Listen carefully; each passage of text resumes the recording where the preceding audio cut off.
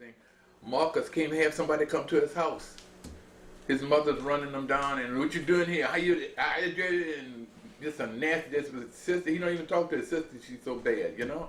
If he wanna have fun, he gotta leave this house. That's a big drawback. Look, he was what, 20 years old before he stopped doing drugs and weed and everything. And Lil Ben never got started off into nothing like that. Did you put it on already? It's going. Huh? It's Did going. you aim it directly at me? It's in directly actually, yeah. All right. Yeah, when you start out a foot behind in life, it's almost impossible. It'll take a lifetime to get caught up. Look, I was 26 years old, 27 before I started laying bricks. You started at 7. Wow, man, what a jump. You know what I'm saying? How could I ever compare with you as far as everything? It's just natural for you. You don't even have to think about something. The answer's right there. I got to try to figure it out. Yeah, well, I do appreciate having a better upbringing like that, you know, because it definitely made it cover some grounds where I wouldn't have had to go to make up for many more years, you know. Yeah, like you said, I taught you how to lay bricks. You said, oh, you don't like to lay bricks. Okay, get you another trade. And you got it. My daddy gave me absolutely nothing, zero. I had to pay for my own schooling. Yeah, I had to kill pigeons to pay for my tuition. I had to work at the cafeteria for my lunch. Then I stole lunch in between that. I stole candy from her, the woman that I was working for, you know. But she was the one that kept me from being put out of school. We were really, really close. She saw what was in me. She said, you're going to make your living with your hands. I was doing a dance at a football game, and everybody stopped to watch me. And the next day they wanted to put me out of school. And there wasn't nothing wrong with it. And she said, I said, I didn't see nothing wrong with it. She said, well, don't worry about it. I'm going to take care of it for you. But I always had a lot of people in the background like that to pull me up and help me. I was high jumping. First time I went to high jump, the guy said, don't worry about the height, man. He said, you can make it. Just go ahead and jump. I never lost a meet since then. That was the first meet I won, and I just kept improving every time before that. I was telling you about, what was I talking about when I first started telling you about that little story?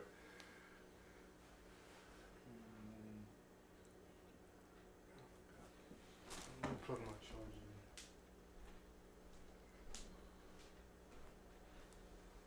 What were we talking about before? We were talking about, I wanted to lead up to something else about writing down in the morning, looking at it in the morning and writing down at night. I'm going to just talk whenever you get ready to put it on. All right. I'll go back. It's still running. It's still running? Yeah, it's still running. Okay, I just all want to plug this in so my battery don't go down. If you write down something at night and you look at it that next morning, it puts an indelible mark deeper into you. And even if you never look at it for the rest of the day, it leaves an impression on you so that it kind of forces you to get it done that day. And if you don't get that done that day, it'll make it strong for the next day. And you just keep doing that until you can get everything together. That's one of the most important things I think anybody can learn is to write down what you're going to do that next day. That preparation. I was going to say something about chess. Oh, I was trying to explain to this man and his son how important it was to go over your game. And every time I'd ask the little boy something, he had the right answer. I said, how did you lose your game? He said, because I didn't get my bishop out. I said, what you going to do the next? I didn't tell him the solution. I said, what you going to do the next time? He said, I'm going to get rid of the bishop. I said, right. It's going to take you too long to learn how to use a bishop. Trade the bishop off, and you're going to automatically release that rook. He was beating this man by 4 points. Without the bishop in the game, without the rook in the game. And so what we did was we went over a game that they had just played with me. And I asked him, I asked him, how did you lose the game? He said, because I dropped some pawns. And I said, no, that's not why you lost the game. I said, let's play the game over again. We set it back up again. He dropped one pawn, and he moved over to protect his king, and he dropped a whole piece. And he looked at it, and he says, oh, wow. And I said, now let's go back over where you dropped that one pawn. Now you dropped one pawn, okay? Now make another move to protect that piece. He was almost even in the game with me. When he dropped that piece, by not protecting it, he just gave up. The game was over completely. That one little going over the game made him realize he didn't drop a lot of pawns. It was when he didn't protect that one piece, and all he had to do is move his queen over next to the piece and protect it. It was just as simple as that. So now I think he understands how important it is when you do something, go So over it immediately. he just didn't see that option in his choices. Right, he was thinking of all kind of different things. Well, I got to protect my king. This, that. All he had to do is, he didn't understand what you have to do to order. The order is not to drop a man, not to lose the game. Don't drop that man. Take care of that in the right order. And his whole game is like that.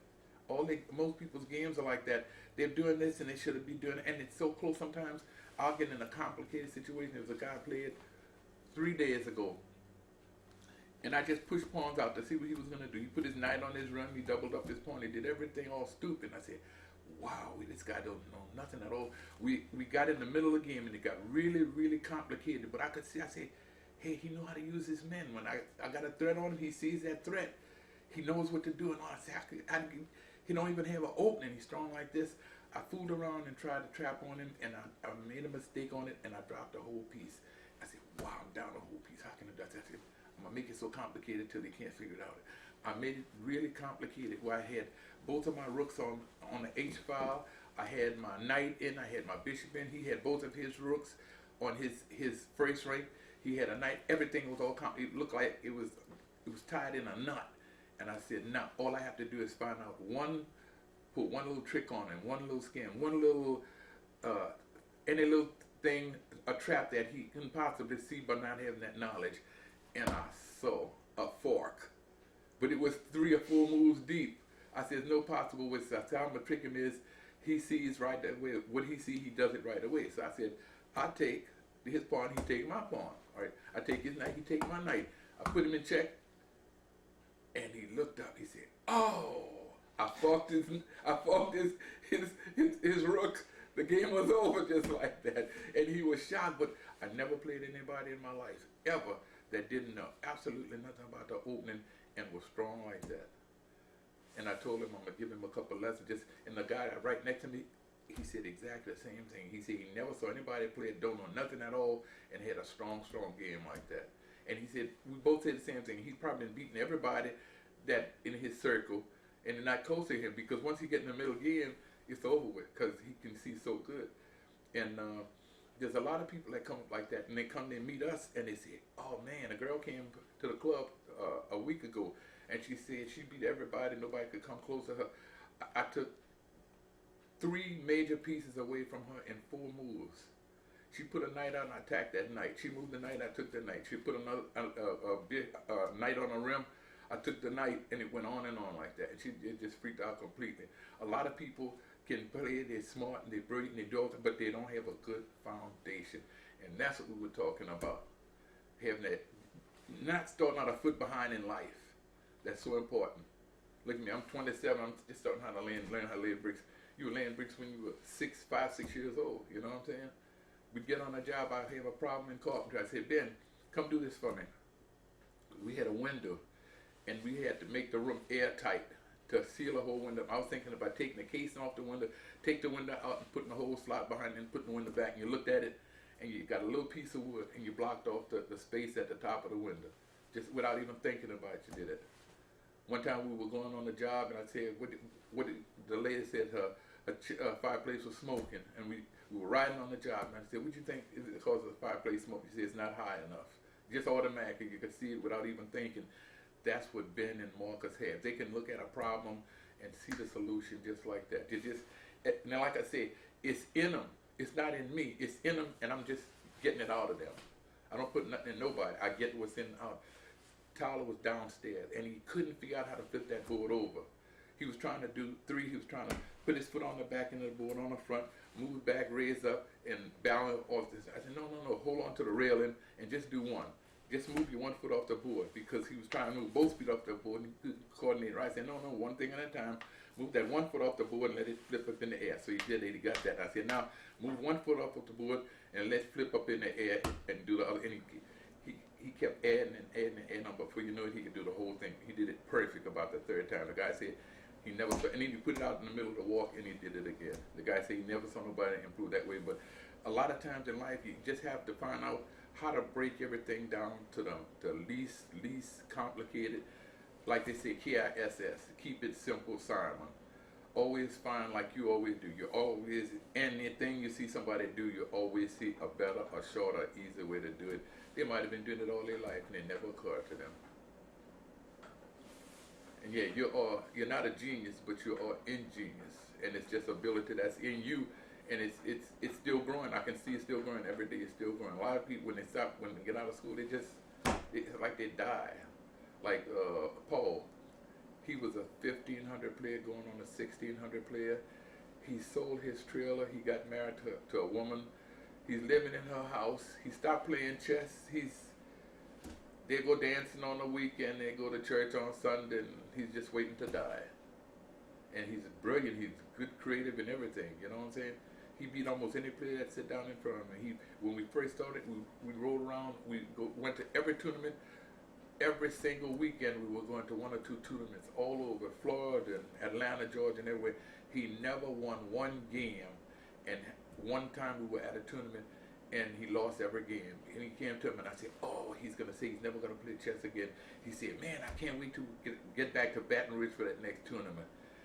The next tournament, he beat everybody at the tournament. They gave him he won the money, he won a chess set, he won a lot, and he never looked back since then. And there was another story I just heard recently. This lady called Dr. Brown, Dr. Schlesinger, and she says her boy went out for wrestling, and the first two matches he lost really, really, really bad. She said she was thinking taking him out, and he was all this because he didn't want to wrestle anymore. And another lady called him right after. She said, let me tell you something. My son weighed 100 pounds, just like your son did when he was a freshman. She said out of about 15 wrestling matches, he won one. He lost every single one. She said he's a sophomore this year and he beats everybody.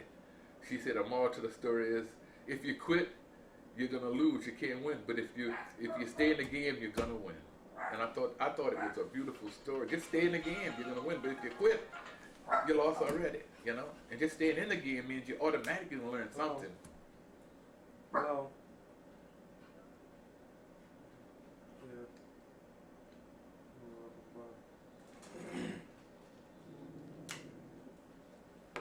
What you thought about the little things that I said? That's pretty cool. And that's all. Like, life is not complicated. People stew in their own stew when they really don't have to. They have a problem and they magnify it, and it just gets bigger and bigger. Before you know it, that's all they can think about. You know, just don't think about it. If it's hard not to think about it, get you a hobby, get a trade, get you some business. You know, find something to do to occupy your time. If you got a kid that's wild, make him lift weights or run or do something, you know, that'll calm him down a little bit and get him to aim. And I like a kid that's wild and crazy and does all kind of things. All you got to do is get him to be like a laser. Boy, he'll be so creative, he'll shock you to death, you know. You do things against everything, every principle and make it work out. But don't stifle creativity, never. Salesman selling cars, probably. Think so. You can probably talk a little bit more. I had a setting. I want to make sure when I do get it, if something was bad, I still got something else to follow. Okay, that's all I had to tell you today because I had that in my mind. I want to make you understand that writing things down and the little story about the chess and stuff like that. A lot of times it's very difficult to make people understand how important things are. I said, look at Ben, look at Marcus. I said, Ben went over his game 5 or 6 times, and every time he's a master almost, you know. Now, if he's doing that after every single game, how much more important it is. Ben said he don't want to play anybody at the club anymore, and a lot of people are mad at him. I told him, do what you think is right. He said when he played people at the club, it's throwing his game off. Nobody's close to him. Why should he come over there and just beat people? You know what I'm saying? And I said, that's right. A pool player is not going to just play somebody for fun of it or you run over and just beat him like that. That dumbs you down. High jump. You don't watch another guy high jumping because you're going to get their bad style or create all their bad habits. All guys that play chess say the same thing. They don't want to play chess with nobody that's low rated because it dumbs their game down. It dulls it. They're not the feedback off of, and they find themselves falling off. Pool players, everybody say the same thing, you know. You just gotta have that. You gotta have, and if you can have something to play for, if somebody's not equal to you, give them a spot. Make them come a little bit closer to you. That's gonna make them. I had a little boy couldn't come close to me at all. I gave him a knight or something real big, or a queen or something like that. That was the best game he ever played in his life. I couldn't hardly do nothing. He had all kind of attacks going on me, and I said, "Wow!" He got creative all of a sudden because he had a chance to win. You know, a lot of times you have to do that with kids. You got to trick them to trick them. You know. Yeah, but life is simple. It's not really complicated. Not at all. It's just solving those little problems. It's not big giant steps. Just one little thing here and there and here and there. Before you know it, you got what you want. Like you said, he started off a foot behind. How can he get caught up? There's no possible way. It's just like if you got a bill of $1,000, you can't pay it. The next month it's $1,000, $100 for the interest. Now you got a bill of $2,000. You couldn't get the $1,000. How you gonna get $2,000 something? You know. And everybody's basically one step away from bankruptcy. Believe it or not, it's so easy in this day and age. You go to the grocery one day and the eggs $1 a dozen. The next day, the eggs went up to $3. The bread went up from $1 to $3. I mean, how you gonna overcome that? You know. A lady said she's working 2 jobs and getting food stamps, and she's giving me 2 for 1. I spend $20 and I give her $10 because she needs gas for her car. She can't even go to work, and it is getting much worse out here. You know, I'm gonna make it because I've gone through the fire and walk on water and everything. You know, I'm not worried about me. I'm gonna make it. I had the bills over $100,000 last year, and I got rid of all those bills. That's impossible, but I did it. Liberty sent me a paper today says that I don't have to pay. The bill was $275. Say you don't have to pay your bill anymore. You got the handicap hardship. They gave me that hardship award, or whatever you call that. I had another bill for $7,000 at the bank for all those doctor bills. Got all those knocked off. There's always a way. Even if you can't do it, you can get somebody to help you. The social workers that I had to help me, I never would have got myself in a position where I am now with the VA.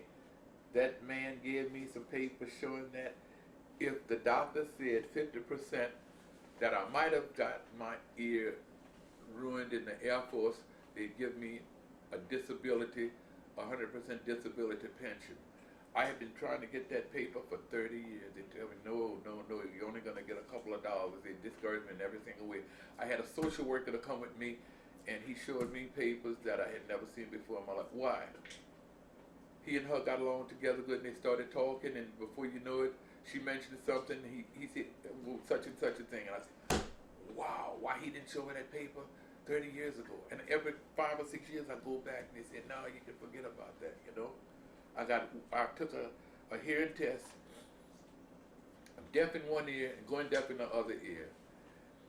And the doctor says that the VA said if a doctor signs a paper saying that you're 50% that you might have happened in service, you can get a disability from the service. Well, I didn't know about this thing 30 years ago, you know. And if that comes through, man, I was thinking, I said, boy, I could get me those one of those cars that get about 50 miles to a gallon. I said, no, I'm going to do better than that. The first thing I'm going to do is pay off all my bills and fix my house. And ride around with that old junky car and still have money. You see what I'm saying? Yeah, I can always get a car later. And if the car stops, I have enough money to buy a car. And if it's, let's say if it's $500 a month, oh man, I'll be in paradise. I'll be able to make money because I won't be jammed up all the time. You know what I'm saying? There's a lot of things that come out that I want to do, I want to get. I can't take a chance on it now, you know? Yeah, it don't take much to break it, and don't take, like the straw that broke the camel's back. And that's going on a lot now. All these guys walking around with sagging, you know, with their pants hanging down. They got to have a mental problem somewhere. There's something missing in their life that I don't understand, you know? They're walking down the street, they don't have no money in their pocket, they don't have no job or nothing. He got his hand between his legs and his pants hanging down. I said, what is he thinking about? You know, I don't understand that. I have nothing in my mind to go with that. I'm not mad at them. I really feel sorry for them. And I wish there was some kind of way I could reach people like that, you know? Where are you gonna start? They're not 1 foot behind. Man, they're a mile behind life. They don't even know they don't know they don't know.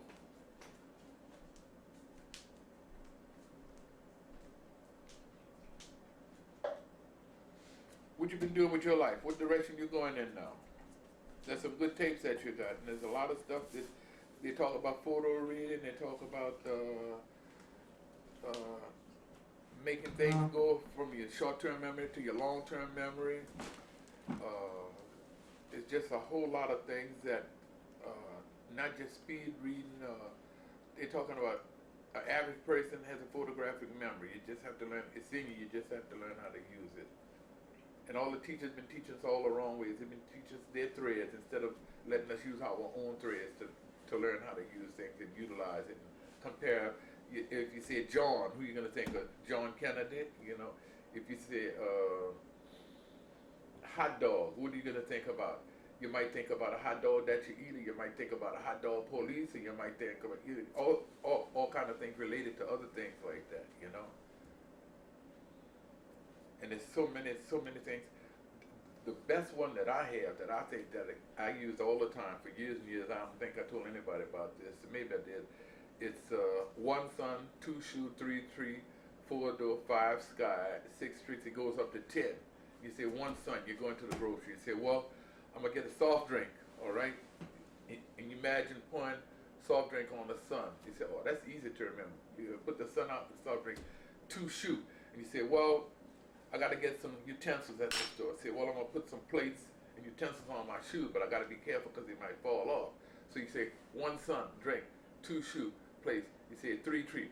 Oh, I got to get a loaf of bread. She said, okay, I can see, oh, a whole pile of loaf of bread on the store. So you say, 1 sun, drink, 2 shoe utensils, 3 tree, bread, 4 door. And you say, well, what else do I need? Say, well, I got to get some batteries for my radio. So I'll put batteries all over the door. And you go on and on like that. When you go to the store, you automatically remember everything. And if you want to transfer it from your short-term to long-term memory, you just go over it. And 10 minutes later, you go over it and you do that about 3 times. That'll stay in there for almost forever. Now, 1 sun, the drink. Good girl. That's the pit. Oh, 1 sun, drink. 2 shoe, utensils. 3 tree. What's on the tree? The bread. 4 door. What's on the door? the battery. The battery. You see what I'm talking about?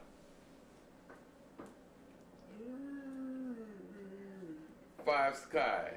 You need some paper. So you take some paper and you're throwing it in the sky. You can see the paper come 5 sky. You can see paper coming down out the sky. But the only thing about that is, it's kind of hard to do that because it takes a little time. Or you can just write it down and forget about it. But that's not improving your mind, though. And that's how you improve your mind, is to use it. Your mind is, all it is a muscle. That's all it is. Little Ben's mind is getting so good, Ben, until, wow, it's hard to believe that somebody could improve. Every single day you see him, he's getting better and better. He's got a tournament going on with Marcus. He's basically running over Marcus like nothing because of the thing that he can remember, the openings and everything. You know what I'm saying? He can get a problem where he can go 7 deep, or 8 or 10 deep, and solve the problem. And Marcus will get that same problem and look at it and get 7 deep, and he's not quite sure if it's right or not. So he won't use that, where that was a solution to think a little bit deeper. But Ben has trained his mind, he has trained his mind to force to be able to see through to the end like that by doing it often more and more.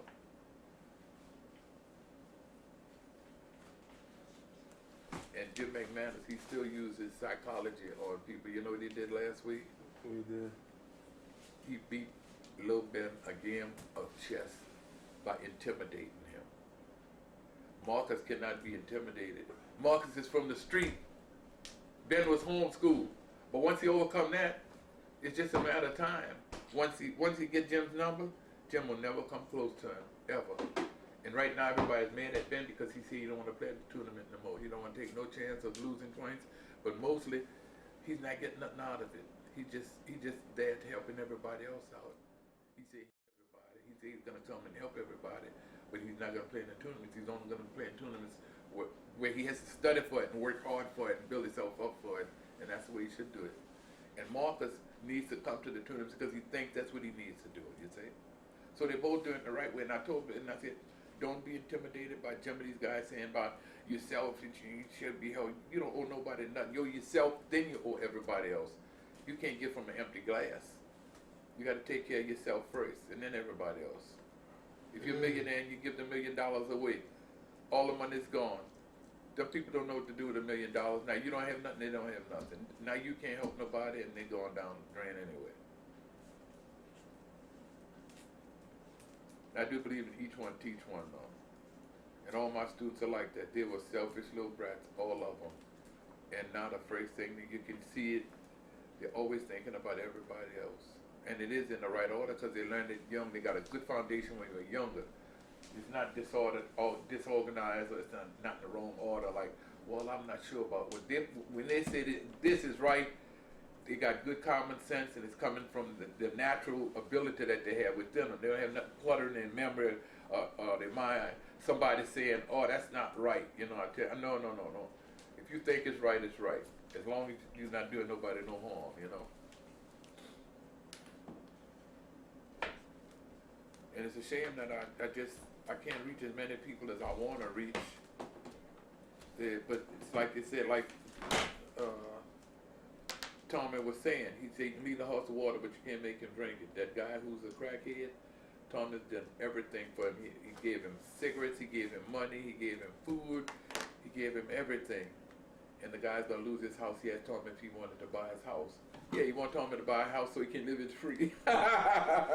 Tommy said that'll never be. Yeah, Tommy feels bad about that. He did so much for that guy, but he says, I did the best I could do. You can lead a horse to water, but you can't make him drink it. And that's exactly what's gonna happen. That guy's gonna be out in the street, and he's probably gonna commit suicide. That's hard to believe though. Guy got a good trade, really good trade. Hundreds of dollars a day. And he said all he think about every day, all day is crack. Wow, man, that's sad, huh? He's not even trying. He's not even trying. And he probably, I don't know his background, but he probably came from a bad background where he didn't have a daddy. So can you finish up with a little poem or something? Even if you did it already. Yeah, let's see. I had one I was thinking about, but I don't know it really good. It was the signifying monkey.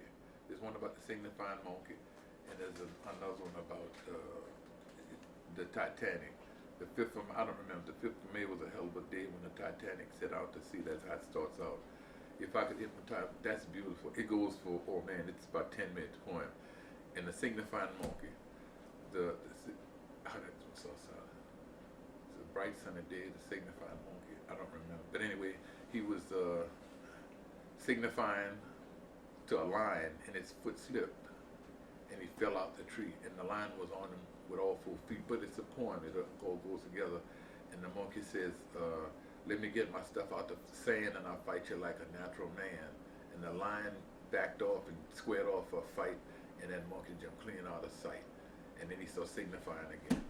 And it goes on like that. But that's a beautiful one right there. I'm gonna figure out some kind of way to get that. There was another good one. You like the one about the brothers. It was early one morning, late one night, 2 dead brothers. And there's a lot to that one also too. 2 dead brothers got up to fight. A deaf policeman heard the noise. He pulled out his gun and he stabbed the 2 dead boys. Then there's a crazy poem. There's a book that was written by crazy people that were insane asylums. And this one lady, in one of the poems, she says, I didn't realize how big my husband's head was until I cut it off and set it on the table. But they really poems that are beautiful poems, and they go together. When things go wrong, I like this one because this means a lot to me. When things go wrong, as they sometimes will, and the road you're trudging seems all uphill. When the funds are low and the debts are high, and you want to smile, but you have to sigh. When cares pressing down a bit, rest if you must, but please don't quit. For many a fella has turned about when he may have won had he stuck it out. So stick to the fight, though the pace is slow, for you may succeed with another blow. I love to watch the rooster crow. He's like so many men I know who brag and bluster, rant and shout, and beat their manly chest without the first thing to brag about. Let's see. I once had a heart so gay and true, but now it's gone from me to you. Take care of it as I have done, for you have two and I have none. When I get to heaven, if you're not there, I'll call your name on the golden stair. And if you're not there by judgment day, I'm sure you went the other way. And just to show my love is true, I'll come to hell to be with you.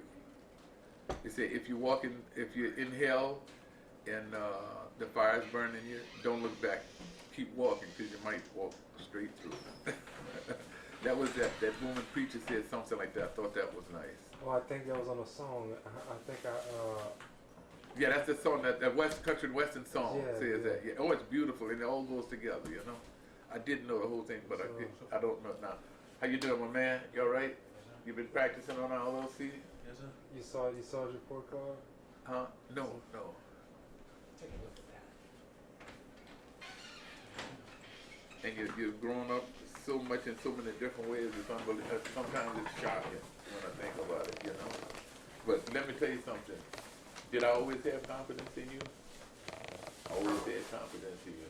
Always. And when you did that organic, you said you couldn't do organic, you couldn't learn it. And that same day, I taught you 4 things, and you remembered every single one of them. That's when I said you're very smart. You're very smart. I never met nobody that could learn organic that fast and do it that good in my entire Just life. like you said about the skateboard. And the skateboard, the same thing. I showed you that one little trick how to break it up into little sections.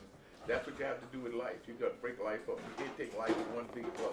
But you can eat a whole car a little bit at a time.